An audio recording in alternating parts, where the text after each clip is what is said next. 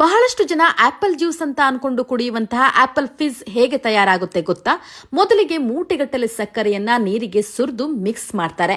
ಆ ನಂತರ ಅದಕ್ಕೆ ಸೋಡಿಯಂ ಬೆಲ್ಜೋವೇಟ್ ಅನ್ನುವಂತಹ ಕೆಮಿಕಲ್ ಪ್ರಿಸರ್ವೇಟಿವ್ ನ ಆಡ್ ಮಾಡ್ತಾರೆ. ನಂತರ ಆಪಲ್ ಫ್ಲೇವರ್ ನ ಆಡ್ ಮಾಡ್ತಾರೆ. ಇವೆಲ್ಲವನ್ನ ಚೆನ್ನಾಗಿ ಕುದಿಸ್ತಾರೆ.